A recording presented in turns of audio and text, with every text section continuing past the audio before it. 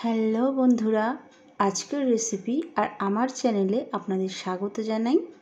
শীত পড়তেই একটাই কথা মনে পড়ে, পিঠে। আর আজকের পিঠে বানিয়ে দেখাবো বাড়িতে থাকা একদম নর্মাল চাল দিয়ে। আতপ চাল ছাড়াও আপনারা বাড়িতে খুব সহজে বাড়িতে থাকা নর্মাল চাল দিয়েও পিঠে বানানো শিখে যাবেন। তাই রেসিপিটা সম্পূর্ণ দেখতে থাকুন। এখানে বাড়িতে থাকা নর্মাল মিনিকেট চাল নিয়েছি, আর এই চালটাকে 6 থেকে 7 ঘন্টা ভিজিয়ে রেখেছিলাম।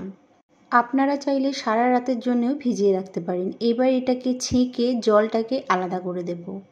এতে করে সুন্দর ঝুরঝুরে আটাটা বার করতে পারবো। 5 মিনিট জল ঝরিয়ে নেওয়ার পর এবার এটাকে শিল নোড়াতে বেটে নেব। আপনারা চাইলে মিক্সিতেও গ্রেট করে নিতে পারেন, তবে আজকে আমি এটাকে শিল নোড়াতে বেটে দেখাবো। ঠিক এইভাবে বেটে নেব, যতটা সম্ভব ততটা গুঁড়ো করে নেব এইভাবেই।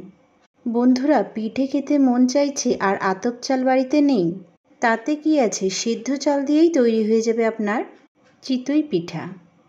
ঠিক আমি যেমনভাবে করছি সেই স্টেপগুলো ফলো করুন, আপনারও চিতই পিঠা রেডি হয়ে যাবে। বন্ধুরা, আমার রেসিপিটা যদি ভালো লেগে থাকে একটা লাইক দিতে ভুলবেন না। আর যে বন্ধুরা আমাকে এখনও সাবস্ক্রাইব করেননি তাদেরকে বলছি আমাকে সাবস্ক্রাইব করে আমার পাশে থাকবেন। আর ফেসবুক বন্ধুদেরকে বলছি আমাকে ফলো করে আমাকে সাপোর্ট করতে ভুলবেন না। দেখুন, আমার সব আটাগুলো এইভাবে বার করা হয়ে গেছে।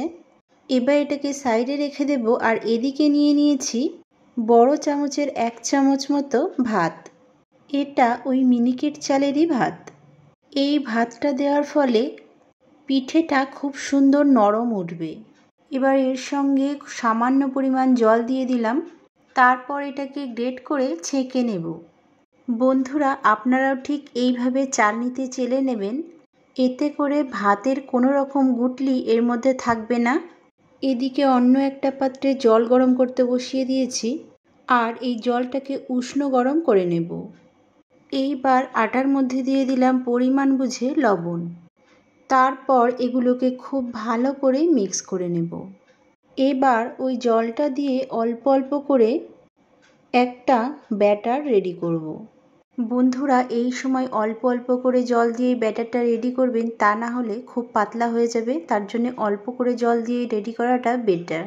আর যেহেতু এই ভাত বাটাটাও মিক্স করতে হবে, তার জন্যে অল্প করেই জলটা দেবেন।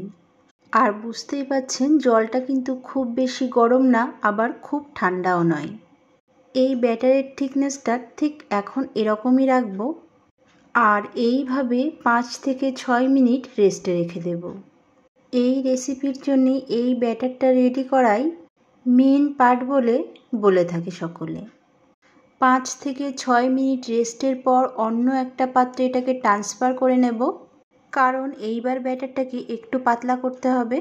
এবার ভাত বাটাটাকে মিক্স করে দিলাম। তারপর ওই উষ্ণ গরম জলটা দিয়েই আরও একটু পাতলা করব। বন্ধুরা, এই সময়ও খুব বেশি জল একসাথে দিতে যাবেন না, অল্প অল্প করে জলটা দেবেন। তা না হলে ব্যাটারটা বেশি পাতলা হয়ে যাবে।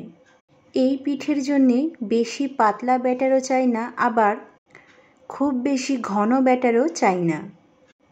ঠিক অন্য একটা পাত্রে জল নিয়ে নিয়েছি, আর তাতে দিলাম সামান্য পরিমাণ সরিষার তেল, আর একটা সাদা পুটলি করে ওই তেলের মধ্যে ডুবিয়ে দিলাম। গ্যাস অন করে লোহার কড়া বসিয়ে দিয়েছি। আপনারা চাইলে মাটির পাত্রেও এই পিঠেটা করতে পারেন। এবার কড়াটা খুব ভালো করে গরম হয়ে গেছে। এবার তেল আর জল ঠিক এইভাবে একটু দিয়ে দেব। তারপর খুব সাবধানের সাথে ব্যাটারটা দিয়ে সাথে সাথে এটাকে ঢাকা দিয়ে দেব। আর এই সময় গ্যাসের ফ্লেম একদম হাই করে রেখে দেবেন, তা না হলে পিঠেগুলো ফুলবে না। প্রায় 2 থেকে 3 মিনিট এইভাবে জাল করে নেওয়ার পর দেখে নেব। দেখতেই পাচ্ছেন পিঠেটা কেমন হয়েছে। দেখুন পিঠেটা কত সুন্দর ফুলে উঠেছে আর অনায়াসেই উঠে যাচ্ছে।